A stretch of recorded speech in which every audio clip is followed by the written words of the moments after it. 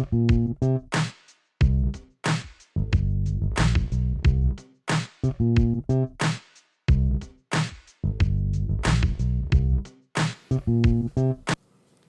to the Prattle, Ep 5 of our new sports pod. I would like to welcome all of our PPs to another show. If you're a first-timer, congratulations because you're listening to the best ep yet. But for real, we hope you enjoy the show. Today we've got a new segment in the beginning called Woke with Westman, and then talking NBA with a very, very recent blockbuster trade of Blake Griffin to the Pistons. And then we talk injuries because we've had some big ones this year. We talk some early playoff predictions and touch on the Warriors-Celtics, or Steph-Kyrie game, I should say. And then, since it is Super Bowl week, we will dive into the Super Bowl a little bit, talk the Brady-Bill legacy and where the key to the Eagles' success has lies, and then we have a Super Bowl segment, and then knowledge nukes. But before all that, I do apologize for my voice. It is cold season for me here at school. But let's hop into it. Westman's newest segment, Woke with Westman. Yeah, this might blow you guys' mind, but it's just a quick question. We can discuss this. Have you guys ever eaten a grapefruit in the shower? What? Wait, what? Have you ever eaten a grapefruit in the shower? I personally have not. I definitely haven't. Trust me, try it. I don't even know if I've eaten a grapefruit. It's euphoric, let me just say. And a little pro tip from a veteran, make sure your grapefruit is cold. Because you got the warm water, and then you got the nice citrusy cold. You don't have to worry about the juice. If you get a seed in your mouth, you just spit it out. I mean, stay woke, folks. It's good. Westman, eating in the shower is gross. I don't know about that, Westman. Just stay woke. That might be the first and only woke with Westman. we might have to remove that segment. Westman, are you the kind of guy to pee in the shower? There are two types of people. Those that pee in the shower, and then those that lie. And those who say they don't. I agree with that. Can't relate. So you are the second person. Right. All right, that was Woke with Westman. Now let's get into sports. So recently, like 2 hours ago, we had a blockbuster trade to our hometown Pistons. Woo! Blake Griffin, Willie Reed, and Bryce Johnson to the Pistons. Oh, and a second-round pick for Avery Bradley, Tobias Harris, Boban Marjanovic, and a first-round and a second-round draft pick. What do you guys think about this one? Who wins this one? Dude, the Pistons gave up way too much for Blake Griffin. Blake Griffin is a 28-year-old. He's at the peak of his prime right now, and he is so injury-prone. I would agree with this trade if Blake Griffin was going to, say, the Raptors or a team that is super close to being the number 1 or number 2 seed in the conference, and the Pistons are 9th right now. I don't see the Pistons making any damage in the playoffs. I am a big Pistons fan. I love Avery Bradley. I love Tobias Harris. The one thing I will say is the Pistons are notorious for drafting white guys that are bad. And so we don't have to worry about that this year. But other than that, terrible trade, though. I am excited to watch Blake Griffin. Right, Toby, I agree. This is a league where if you're a GM, you're either building a quote-unquote super team or you're rebuilding, starting from scratch. And what this trade looks like to me, it looks like it's going to put the Pistons at middle-of-the-road status. This really doesn't put them over the top. It'll maybe mean that they get the 8 or the 7 seed in the East, but that's about it. You guys are your gosh darn minds. You got a superstar basketball player for a decent Tobias Harris, an okay guard, a bench player, 2 bench players, and drafts that the Pistons aren't really good. Draft picks that Pistons aren't really good at utilizing. Blake Griffin is a beast, and he's going to match up perfectly with Andre Drummond. I agree, Pop, but who's going to play the 2 and the 3 now? If so help me if Stanley Johnson starts again, because that is an ugly sight. You have Reggie Jackson. He's hurt. Who cares? He's the point guard. We don't need a point guard. We need a guy to play the 2, which Avery Bradley played, and we need a guy to play the 3, which is what Tobias Harris played. He played a little bit of the 4 as well. But now they got Blake Griffin, so that's obviously an upgrade. But that leaves some gaping holes on this team, and Luke Kennard is not even close for starter minutes. Let me tell you what, he is not even close. I don't know. I don't think the Pistons gave up that much. You're getting a perennial all-star. I don't get why you guys are complaining about losing 2 middle-of-the-road players. Pistons. I think it's more of just taking a chunk out of the team. Like Harris and Bradley played a key role in the Pistons, what used to be success, and now you're just taking that out. Like you have to completely rebuild this offense around Blake Griffin, who's now your star player, obviously. I mean, it wasn't working before. What place are they in the East? It's Ninth. not. It's obviously not. It's obviously not working if they're 9th. They had to make a change, and they took a risk. It is a I applaud them. right. It is a big risk, and one thing that I would like to point out is this is just a last ditch effort for Stan Van Gundy saying, please let me keep my job in Detroit. You've given me 3-4 years now, and I'm the GM and the coach. This is literally just to save his neck because he needed to make a splash, and a splash he did make, let me tell you. But Tobias Harris is going to be an all-star in this league. I guarantee you that. And Avery Bradley, though he is an unrestricted free agent at the end of this year, he is a very solid player. Great defensive guard. So I just can't see it. I can't see it. I agree, Toby. And what this tells me as far as the Clippers, it looks like they're ready to start over. They've been shopping Blake Griffin. They've been shopping DeAndre Jordan. And I think they're just looking for a fresh start. Let me just say, who would have thought that DeAndre Jordan would have been the last person there after that debacle in 2015 with the Mavericks? With the Mavs, yeah, that was crazy. The emoji war. Exactly. Yeah, I mean, I'll be interested to see how good Blake Griffin fits in with Andre Drummond there. DeAndre Jordan is kind of similar to Andre Drummond, but in my opinion, Andre Drummond is heads and tails above DeAndre Jordan. So it'll be interesting to see how Blake Griffin performs. I do like the addition to his jump shooting game this year. He does have a very smooth-looking jump shot now, which he never had. So it will be interesting to see, but I think this, in the long run, will definitely hurt the Pistons going forward. No, yeah, and one thing you brought up, the injury-prone factor to Blake Griffin. We've definitely seen that in the NBA with Boogie going down recently. A big one to me was Roberson. I'm guessing a lot of people don't care about that one, but that's my Thunder. And then we've had, obviously, the Hayward injury in the beginning. What do you think about the NBA and their injuries this year? Like how that's affected it? What do you think would have changed? Yeah, I mean, so one injury, Deans, you didn't mention is the Mike Conley injury. You know, he's out for the season now with that heel injury, and that changes the Grizzlies as well. When I see all these star players getting injured, I mean, it's terrible for the league, obviously. But also, I think it points to the fact that these players are playing too many games too close together, and people are just getting injured left and right. I think something needs to change in this NBA if we want to keep our star players in the game for every game, and that's what I think the NBA needs. An interesting dynamic with hard. the injuries this season. NBA is different from the MLB or the NFL in that you only have 5 guys on the court at a time. So if you lose your best player, your second best player, you're out of luck. Exactly. In New England, if they lose Gronkowski, they're all right. They've got someone else who can step in. It's still 11 guys on the field. But when you lose DeMarcus Cousins, you've got no shot. And for Boston, if they would have had Hayward this whole season, who knows if Cleveland would even have a shot against them.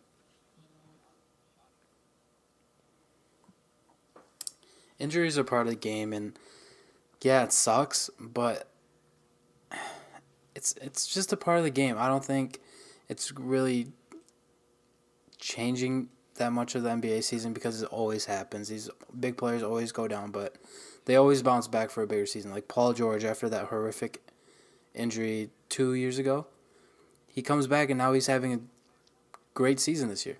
So, yes, it sucks right now, but in the long run, I think the NBA is fine with game-wise because this happened in the middle of the season. Like, injuries are bound to happen. Pop, I'd like to strongly disagree with you when you say that these players always bounce back to have great seasons. I'd like you to look at Brandon Roy, who literally was a budding superstar in the league, and he went down with multiple leg injuries, and he never had the career he wanted. Greg Oden, number 1 pick, back injuries, leg injuries. Derrick Rose. This guy was Derrick Rose, exactly. MVP of the league, never the same again. I don't think you can come back and tell me that players that get injured always bounce back, because that's just straight up blasphemous. It does That's go both fair, ways. But It does go both ways. Like, arguably, Paul George came back better, but it does lean towards decimating a career. For example, Derrick Rose, he was an MVP, and now he's almost nothing. yeah, that's fair, but I don't think it's fair blaming the NBA for their length of seasons. These guys are just injury prone. Their body mechanics aren't they're just different. It happens. Not all players are the same, and this is bound to happen. I don't think it's fair to blame the NBA for their length of season.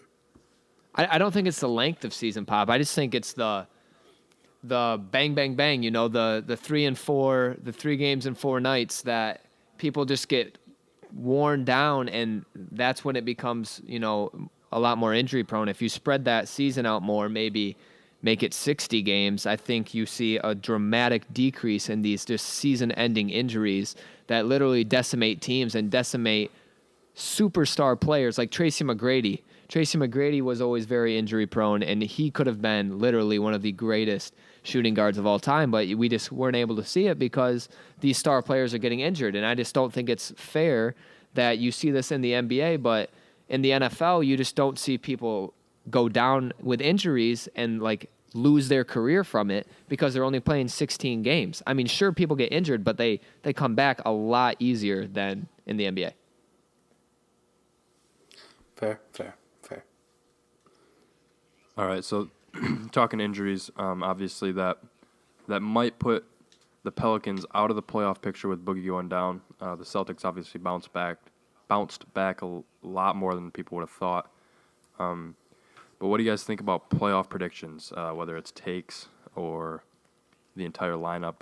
What do you think the bracket's going to look like? Let's talk NBA playoffs. What do you guys think? I think it's pretty obvious. It's going to be the Cleveland Cavaliers and the Houston Rockets in the NBA Finals. Oh my gosh! Do tell, Alan, Pop. Do tell. You want to make a slap bet on that one? Let's make it. You know what? All the listeners, I will make a slap bet that the Golden State If Warriors the Warriors will do not make the NBA playoffs. Oh not my no, gosh. not the playoffs. Not the playoffs. I mean I'm sorry. the finals. I Yeah. misspoke. The finals. The finals. Okay, all right, I'll take that bet. If the Warriors don't make the finals, I'll get slapped. I'll do it. All right. I'm shaking. We're shaking hands right now. Deal. I'm shaking hands. Alan, no crosses. No, don't you dare cross me, Pop. We already shook hands. Okay, deal. But yeah, I think the Houston Rockets are a great matchup for the Warriors. The Rockets have many weapons that can shoot the ball. I think 4 guys can shoot the ball great from 3. James Harden, Chris Paul, Eric Gordon, Ryan Anderson. They have all weapons. They can shoot the lights out. And if they get going right at the time they play the Golden State Warriors, I don't see the Warriors beating them. Here's the problem, Alan. If you remember last year, James Harden got embarrassed by the Golden State Warriors in a 7-game series. Sure, this season they've matched up very well against the Warriors, but those games have still gone to overtime. They've still been 4 6-point games. I think the disparity between Golden State and anyone else is insurmountable. But the difference between back then and right now is Chris Paul. James Harden had to carry that team to the Western Conference Finals, and he was dead tired. He could not do it anymore. He looked drained the whole series. Well, what's Chris the problem Paul for the will Rockets? give him- Rockets don't have a problem scoring points. What's the problem? I mean, I guess their Defense, defense, but right. they have a good rim protector in Capella. But Chris Paul doesn't help that. He can lock up Steph. No, he can't. There's probably 10 highlights of Steph breaking Chris Paul's ankles.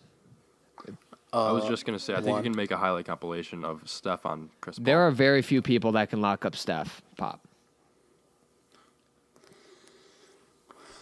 Fair. All right. Okay.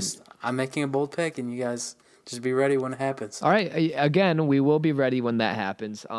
And for my finals prediction, I'm going with the Celtics and the Warriors. The Warriors have, without a doubt, the most underappreciated player in this league. That's right. Steph Curry is the most underappreciated player in the NBA today.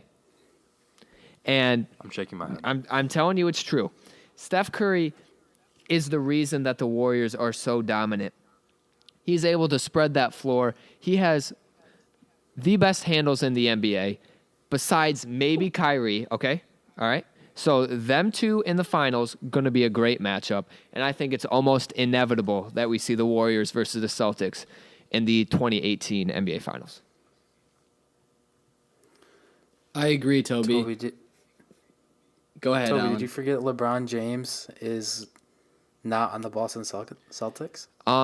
Pop, did you forget that Kyrie Irving is on the Boston Celtics, and Kyrie Irving was the reason that the Cavaliers made those finals, not LeBron? Are you... Wait, whoa. Hold on a second. TCB. Yeah, you heard me right. The Cavaliers are not going to make the finals, and Kyrie is going to beat LeBron James, and that's going to be that. You want to make another slap bet? Pop, you don't want to make any more slap bets with me because your face is going to be about as red as... Oh, my gosh. Oh, my gosh, Pop. Alan, you I'm still telling haven't you. paid up on your first slap bet. Yeah, I don't listen. know what you're talking about. You got to stop doing this because, listen, Kyrie Irving is going to... Who's going to guard Kyrie Irving for the Cavs? Nobody. And the Cavs are not going to be able to Who's going to score. guard LeBron James? Dude, the Celtics have the best defense in the NBA. That's not even close. Oh, my God. They're going to be able... And the Cavaliers cannot defend, dude. They are the worst, one of the worst defensive teams in the NBA. That's true. It's a matchup nightmare for the Cavs. Toby, I've got something for you. Okay, Wes. You want to talk about underappreciated? Let's talk about LeBron James. LeBron James walks into arenas every night and performs greatness. And that's really underappreciated. The NBA is so great right now. We don't get to recognize how good so many of these players are. James Harden, Steph Curry, Kevin Durant, LeBron James, Kyrie Irving. Top to bottom, there's a lot of great players in the NBA right now. I think you are underestimating LeBron James in the playoffs. This guy finds a way somehow. I don't know. He's going to overcome Boston's defense somehow. It might take 7 games, but I do think he'll get there to the finals. And here's a bold take. I think Golden State is capable of sweeping Cleveland. Sweeping. Oh, yeah. Yeah. I can see that easily if Cleveland makes it to the finals. Not even one game in Cleveland. It's hard. It's hard to beat the Warriors. You guys have lost all faith in LeBron. Just That's because not he's true. having a hard stretch. No. That's Pop. That's not This true. happens with the Cavs every single season in the middle of January when they're playing bad. Just like, oh, they're out. They're out of the picture. They can't make a run. They're a debacle. Alan, listen. LeBron James, Arguably- folks. And then Alan posts a picture of a lion on Instagram, and you know what's about to happen. Allen. Zero Dark 30-23. Okay, arguably, LeBron has fewer supporting pieces than he ever has. Am I wrong? No, you're right. Well, but besides his early Cleveland days. What was that, 2006, 2007? Yeah, 2008, around then, yeah. Okay. If they do lose one person to injuries, imagine if they lose Kevin Love to injuries. It's over. Well, they're going to trade Kevin Love before that happens. I don't think so. Who are they going to try and get if they trade Kevin Love, Pop? DeAndre Jordan? And you think that would improve their NBA championship ability? He can just sit in the rim, under the rim and block shots. They don't have a rim protector right now. So you're telling me that to beat the Warriors, you need a guy that's going to sit under the rim and block shots? Sure. No. You guys are too high on the Warriors and too low on LeBron. It's sad. No, listen, I don't think Wes or I or Dean's even, well, obviously, are low on LeBron. Is that true, guys? I mean, he's the best player in the world, right? Right. But Absolutely. his team, the people around him, Pop, you cannot win in the NBA with one player. You just can't. And the way this league has come is it's the era of the super team. And LeBron does not have a super team right now. And he always has had a super team when he's made it to these finals. And I just don't see that supporting cast being able to beat a team like the Celtics. Even a team like the Raptors, I think will have a good series with them. So that's all we're saying. We're not saying LeBron is not great because he is the greatest. But I think this supporting cast is just not close to what they need. That's fair, TCB. I mean, I don't know what to say. LeBron, they need to make a move soon. Right. I just don't think they have enough assets to make that move. Hopefully they can Yeah, get some first round, trade some picks away, but we'll see. It's tough right now. Right. Well, that Celtics Warriors game was a crazy game, and like I said, it was like my finals. I thought it was a preview to my finals. Wes, you said you thought that the Warriors and the Cavs are going to be in the finals. What do you think of that Cavs-Celtics series? You think the Cavs can pull it out there? Yes. I do think it'll take closer to 7 games. But like I said, LeBron finds a way. He always has in these playoff series. Given the Celtics do have the best defense in the NBA, like you said, but Right. LeBron, I don't know how to explain it. He figures it out. He either uses his supporting cast or he goes off for 50 points, 15 rebounds, and 9 assists. Right. No, yeah, I definitely think Pop was actually onto something there with LeBron figuring it out, whether it's them making a move or LeBron just going 0 dark 23 on him. We were talking about the Cavs maybe not being able to reach the finals again last year, and then we saw LeBron lose one game in the playoffs before he got to the finals. Right. But, I mean, he also had Kyrie Irving at that point. Yeah, but still, that team in the middle of January of 2017, everyone was saying, "Oh, I don't know if we're gonna see this team make it all the way." They still have Isaiah Thomas. Right. They still have Kevin Love. Mm-hmm. It's not like they're pieceless right now. Like they have the pieces. They just need to figure something out. Like they need to figure out what to do with them. Right, Deans, you're right. So who would you predict to be in this year's finals? Honestly, you guys are gonna hate me, but Be real. the hottest team in basketball right now, Oh, God dang it.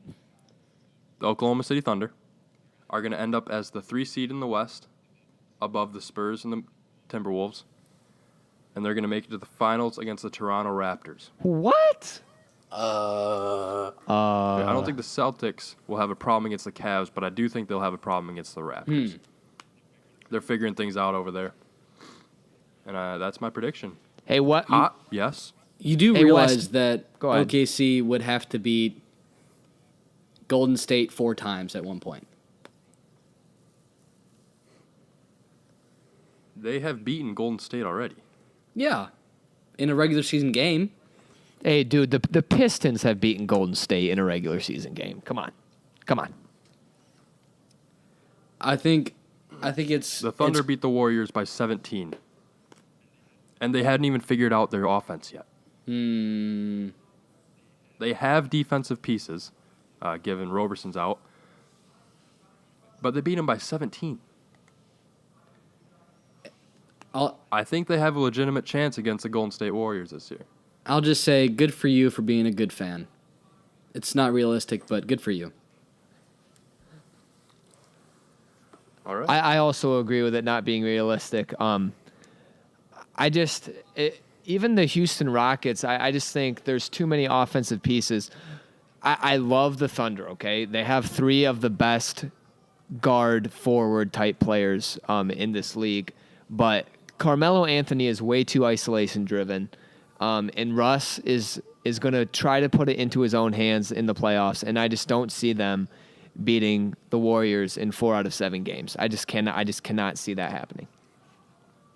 Oh, yeah, that's understandable. The Warriors are a powerhouse over there. It's hard for anyone to beat them, but I do think the Thunder could have what it takes. I do think the Rockets could have what it takes. I don't think the Spurs do. I don't think the Timberwolves do, but I think the Thunder and the Rockets do. Yeah, exactly. Like you said, the Warriors are a force. And watching that Celtics-Warriors game for me was some of the most exciting regular season basketball that I've ever seen. It was such a great game. Obviously, what you were saying at the beginning, Deans, it was more of a Kyrie versus Steph battle there. But it was a phenomenal battle between those two. You can see just how great of players both of them are.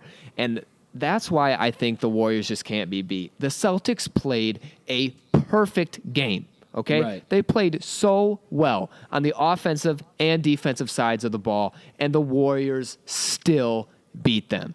They still beat them. And I'm like, okay, the Celtics are going to play amazingly well. And the Warriors are like, okay, let's wake up for this game in the regular season, right? Like, we might be playing these guys in the finals. So that is why I'm saying there is no way that the Warriors are losing, because the Celtics played great. And I love the Celtics. I think they're going to make the finals. But they played their best and couldn't beat the Warriors when they were trying at their max in the regular season. No, yeah, but I also think the Warriors played a really good game as well. I mean, I think that's some of the best basketball they've played. Steph Curry put up a season high for him, 49. So I think you can't just compare that, like the Celtics' best basketball to the Warriors' best basketball. If the Celtics would have had an off night, it probably wouldn't have been the same. And then if the Warriors would have had an off night, it wouldn't have been the same. But I think the fact that it was this close shows that it could have gone either way. Yeah, I just, when I was watching the game, because I did watch the entirety of the game, and I did not think that was close to the Warriors' best basketball. I just didn't. Clay had an off night. KD didn't really score the ball like he normally did. Draymond is not normally an offensive force, but he was kind of struggling there. They weren't playing a complete game. It was a Steph Curry show. And sometimes he might need that, just take over. But yeah. No, yeah, I do think that's how the Warriors do play sometimes. Like, it is the Steph Curry show. I think that's fine. I think it is his team still. So I think that's how the Warriors do play basketball sometimes. Sometimes it is the overall team game where you get every single person involved, and you get the through the legs passes and the alley-oops from full court, and that's just scary. You do not want to play the Warriors when that's happening. Right. But it is still Warriors basketball when Steph Curry's going off for 49 points. And I think that's something we'll see a lot in the playoffs as well. Right. I mean, that's the thing with the Warriors that's just so scary. Like you said, they can beat you in so many different ways. You know, they can beat you when Steph scores 50, or they can beat you when Steph scores 15, because then KD is going to drop 35, you know, or Clay's going to hit 8 threes, or they're just going to lock them up. I mean, that's the thing. The Cavs, sure, LeBron has very few off nights, but let's say he has 2 off nights in a best of 7 game series. They're not going to beat, you know. One of those being at the Q. Right, exactly. And then the If it's Warriors at the beat you at the... Yeah. Exactly. Then the series That's is what I'm over. saying. Exactly. So that's why I just think the Warriors are just too scary. And yeah, I mean, the fact that they can beat you in so many different ways is, I mean, we just have to take a step back and realize the greatness of this team. You know, that this many pieces on one team and almost all drafted by Golden State. It's just phenomenal. It's just a great job. Where they were in like 2008 with Baron Davis when they shockingly beat the Dallas Mavericks in the first round to now, it's just one of the greatest sports turnarounds that we've seen in a while. Real quick, I want to talk about something. We've been mentioning LeBron a lot. I'm here looking at the standings, and I'm just connecting dots. It really doesn't look like there's a lot of places LeBron can go. I definitely think LeBron is leaving Cleveland this offseason. But looking at the East, he's not going to go to Boston because Kyrie's there. He's not going to go to Toronto because that's in Canada. He's not going to go back to Miami. He's not going to go to Washington. It's looking like he's going to have to go to the West, which is a big risk. And I've said this for a while. I think he's going to end up in Houston, and that's a good spot where he can win championships because that's obviously what he wants at the end of his career. Where do you guys think? What do you guys think? I mean, does he have to go to the West? I'd say don't sleep on the Wizards and don't sleep on the 76ers. Dude, how fun of a team would that be to watch if he went to the 76ers? Oh, my gosh. Ben Simmons running I the think point. both of those teams LeBron are too running young. the point as well. Dude, I think the Sixers can win. Put LeBron on the Sixers, matchup nightmares galore. Holy crap. That's a lot of height on that team. Yeah, I agree. But West, to go to your question, I do think he's going to end up in the West, and I think, bold prediction, I think that he's going to end up in Los Angeles with the Lakers, playing Big market. Yeah, big market, playing with Lonzo over there, playing with Brandon Ingram, who is in contention for the most improved player with Victor Oladipo in Indiana. I see LeBron going to the Lakers, kind of like what Dwight Howard did, but not be a flop like Dwight Howard was. And just, I think that team would be scary. I think that team would be very scary. The one thing being to go with West Point that the 76ers were a little young. LeBron is getting up there in age, but he's not showing any signs of slowing down. So I see him going to Los Angeles and playing with the Lakers. We just want to cover our bases. You might hear us say multiple takes here, but LeBron to the Lakers confirmed. And LeBron to the Sixers and the Wizards. It's all confirmed. Exactly. And the Man. Pistons. Westman. You heard it here first. And the Rockets. Westman. What, Pop? You said that there's a lot of risk there isn't much risk. Well, And going to the West? there's a lot of risk. Yeah, you said it was a lot of risk going to the West because you have to play the Golden State Warriors. Right. And there's not a lot of marketable teams in the East. So why would he leave? Leave Cleveland, you're saying? Yes. Because it's falling That's apart. Cleveland. I think he walks off in the sunset in Cleveland. He ends his career there. He already got them their championship. That would, Allen, if he decides to do that, spend the rest of his career in Cleveland, walking off into the sunset would mean being the 6th seed in the East for the next 5 years. Right, and winning 0 championships for that time.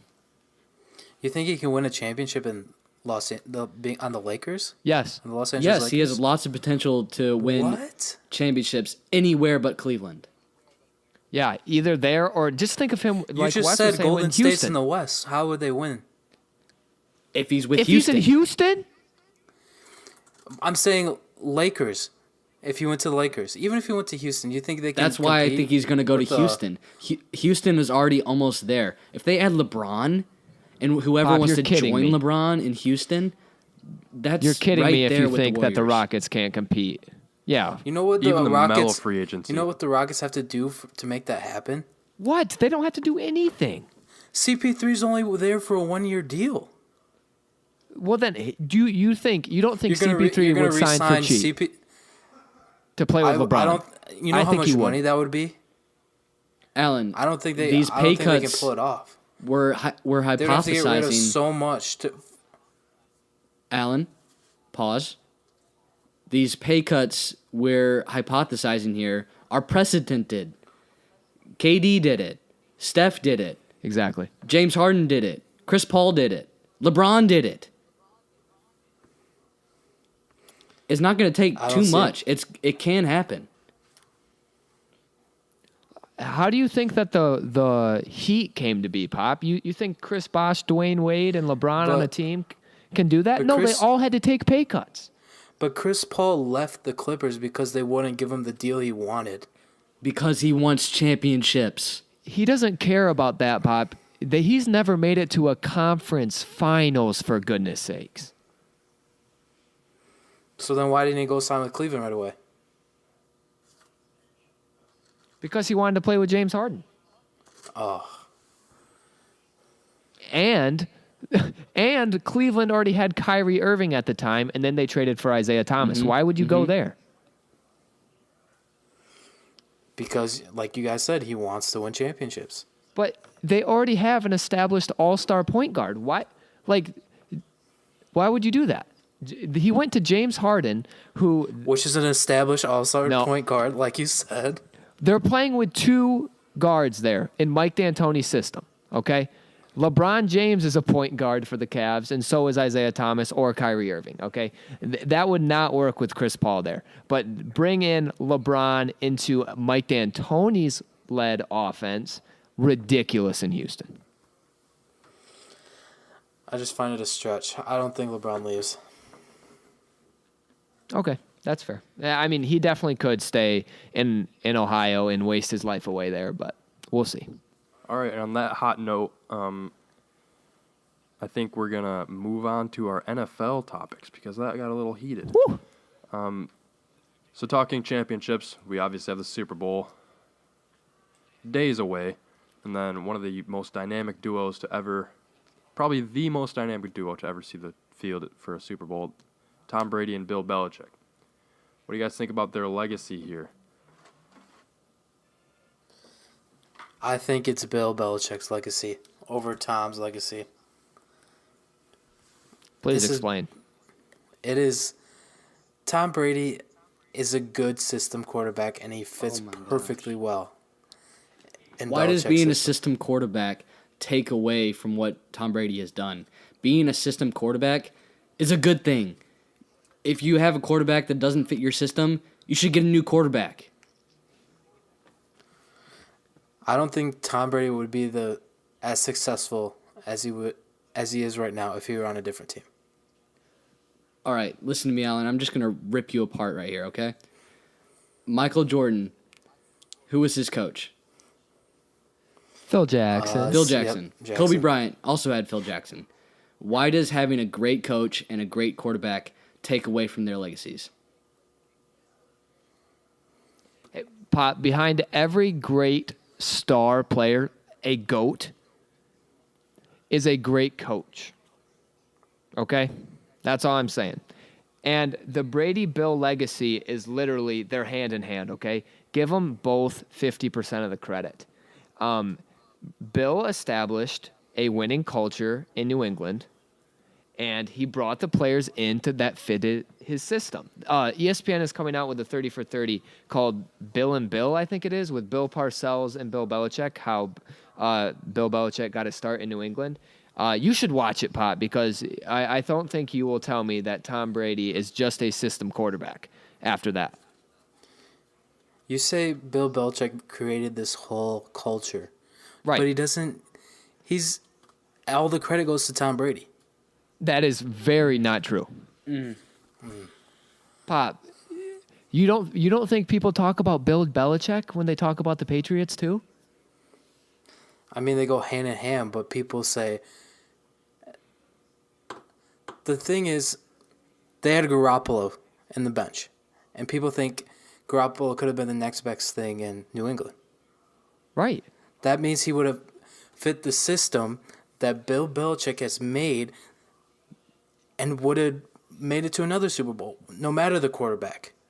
Pop, that's not true. Look at Jimmy Garoppolo in San Fran. He was undefeated. He's a great quarterback, just like Tom Brady. You guys don't give Bill enough credit. It's all Tom Brady. That's not true. I'll give plenty of credit to Bill right now. Right, Wes. Hey, Wes, you talk a little Brady Bill legacy because I'm having a hard time listening to Pop right now. I agree. Alan, this is something that we're not going to see ever again, and if we do, it's going to be a long time from now. Brady and Bill got paired up at right the exact time, perfect for each other, and guess what happens? You're coming up on, 6 rings if they win this Sunday? And we can talk about this later, but I think everyone agrees that Tom Brady is the greatest quarterback of all time. And if you look to the other side, let's give Bill credit right here. He might be the greatest coach of all time. 6 rings is something that's unprecedented. I read something the other day. Bill Belichick has been to 30% of Super Bowls or something like that in the past, in his career of coaching. That's unbelievable.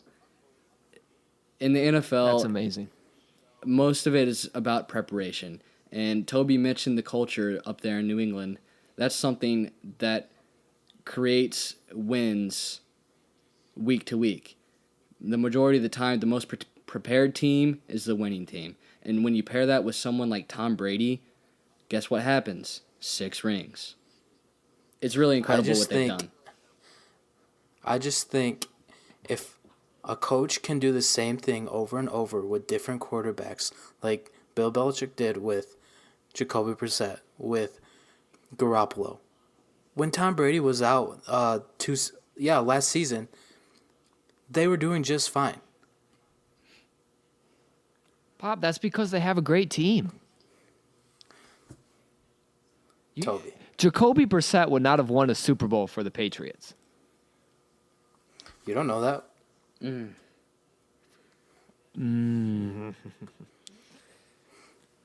Pop. Okay. So the Steelers and the Cowboys have the most Super Bowls in NFL history with 6.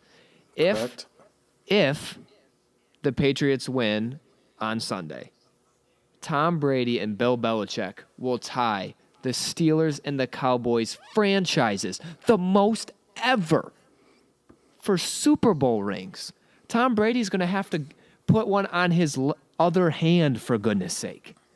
It's ridiculous what this guy is doing, what Bill Belichick is doing, what their defense, what their offense, everybody on this team is doing. We're giving enough credit to everybody, but that doesn't mean that Tom Brady is not the greatest quarterback of all time. That doesn't mean that Bill Belichick is not the greatest coach of all time. It doesn't.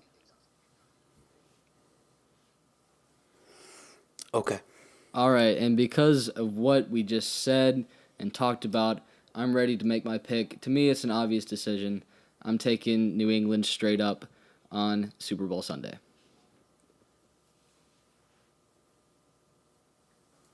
I didn't know we were doing picks. West, you might be jumping the gun just a little bit, but to give you a little taste of my Super Bowl pick, I am going to go with the Patriots. We'll get in a lot more depth on our Super Bowl show coming up at the end of this week. But yes, I mean, the Patriots are very, very solid.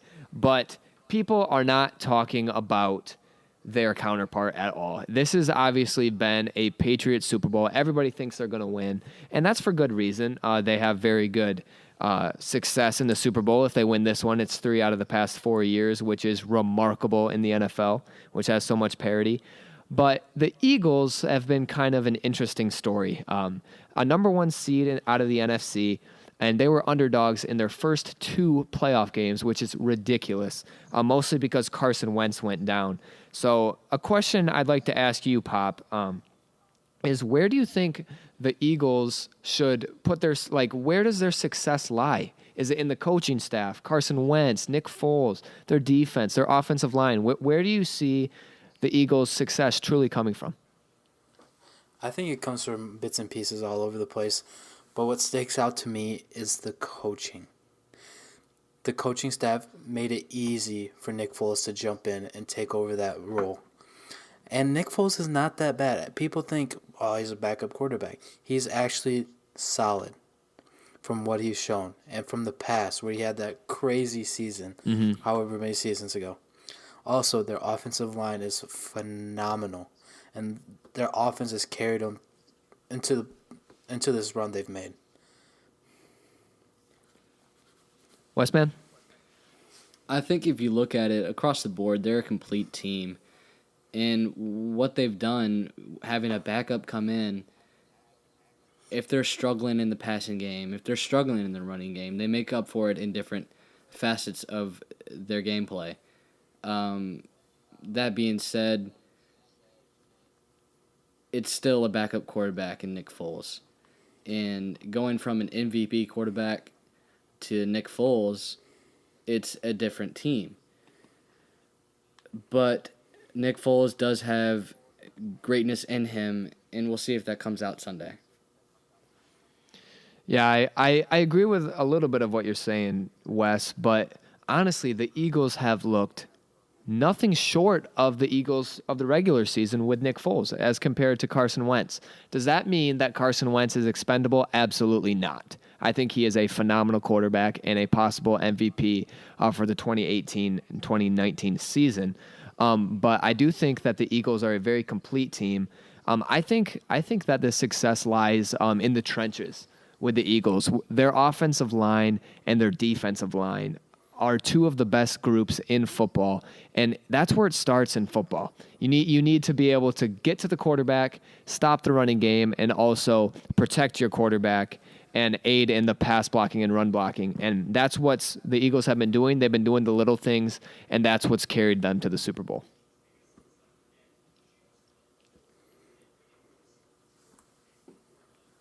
All right, I think that's us talking Super Bowl for next week, a little teaser. As TCB said, we are going in depth on our next episode.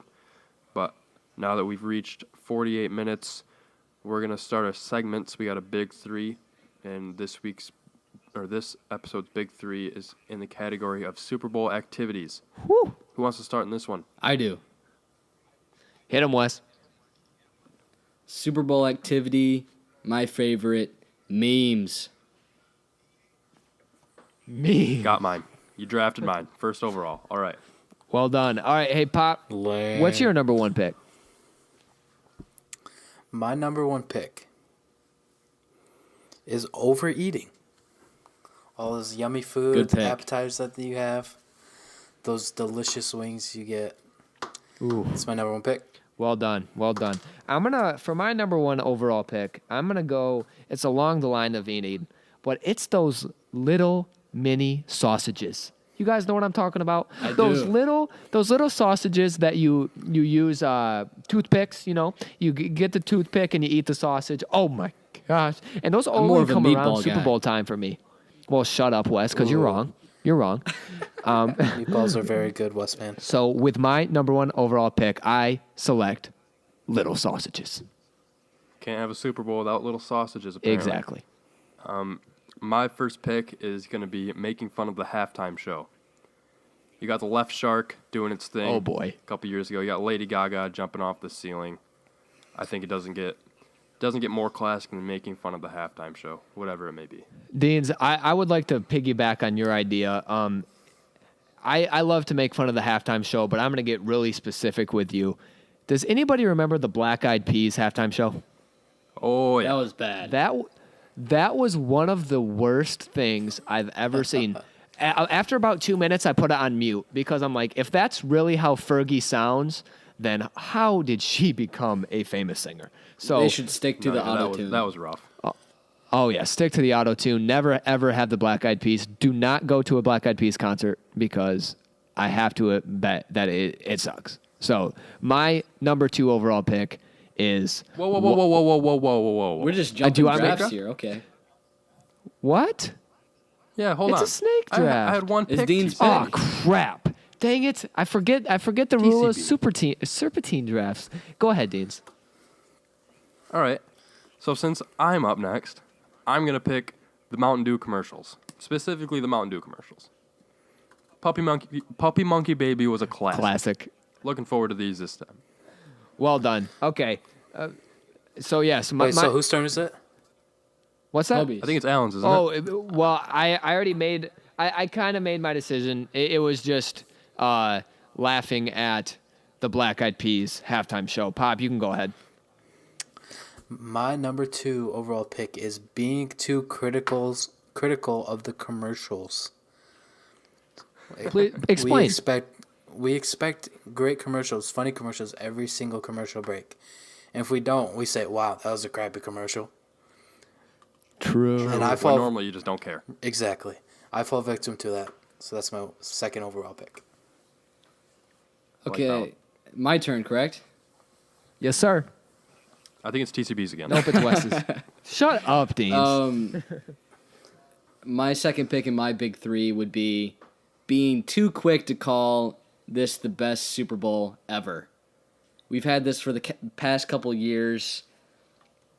Given last year was a great Super Bowl, but a lot of fans are too quick to say, "Man, this was the best game I've ever seen." You had it when the Giants beat the Patriots with that amazing David grab Tyree. on the helmet, and you had it last year with the 28-3 comeback. But I think fans are a little too quick to go ahead and call it the best game ever. That's fair, though I do think last year's was definitely the best Super Bowl ever. I know the worst game ever was Panthers-Broncos. Oh, my gosh. Hey, Yeah, that was a whoa, debacle. whoa, that didn't happen. Panthers were trash. That didn't happen. All right, Wes, guess what? I do know the rules of the snake draft now. It is your turn for your 3rd overall pick. Okay, this is a big one, guys. My 3rd pick for my big 3 is actually watching the game. I'm a big fan of that, to be honest. I really love football, and I'm not a big fan of the commercials, the halftime show. I do go for the food. Food is good. Respect. My third pick, which is the steal of the draft, is complaining that your team should be in the Super Bowl. Lions. I know throughout the game I'm going to be like, that should be my Cowboys. We beat them. We beat the Eagles last game of the season. Right. That's my pick. Hypothesizing that your team is much better than it actually is. Chill. No, hey, Chill, That's a good TCB. one, Pop. no, I do it with the Lions, dude. I do it with the Lions. Like, dude, I mean, they're not that much better than the Lions when in actuality they'd beat them Stafford by could tear this 50. defense Exactly. Staff God. Anyways, my 3rd and final overall pick, and I think this is the steal of the draft, Pop, is the Doritos commercials. The fact, good pick. the fact that they let the fans make their commercials is genius. Genius. Doritos commercials all the way. I like it. A little rivalry between Mountain Dew and Doritos. I think Doritos is way better, Deans. That was a poor choice. Though Puppy Monkey Baby is hilarious. It's a classic. Mountain Dew. All right, and the Mountain Dew Doritos brings me back to middle school days, just feasting with that unhealthy diet. Dude, I'm still on that.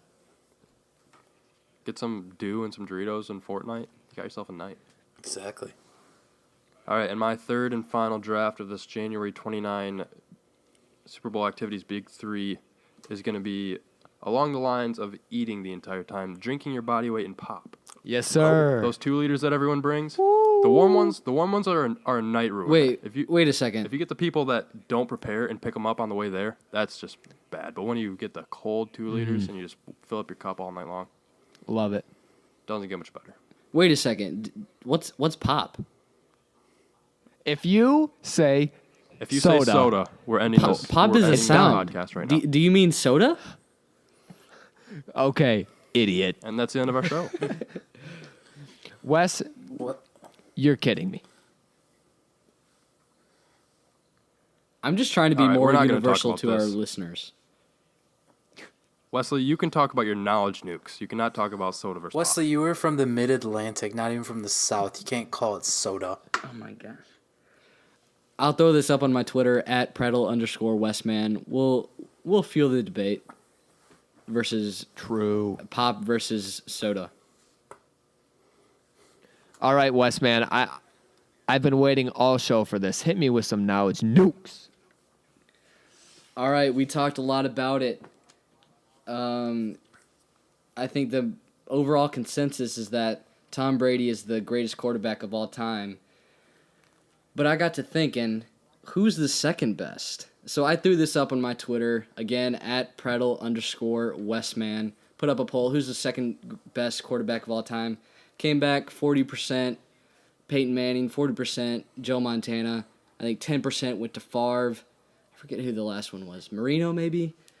But in my opinion, Peyton Manning is the second best quarterback of all time. And here's why. Over his 17-year career, 1998 to 2015, he threw for 71,940 yards. That's first all time. 539 touchdowns, first all time. He had a 96.5 career passer rating, 65% completion rate, and 6,125 completions, and that's third all time.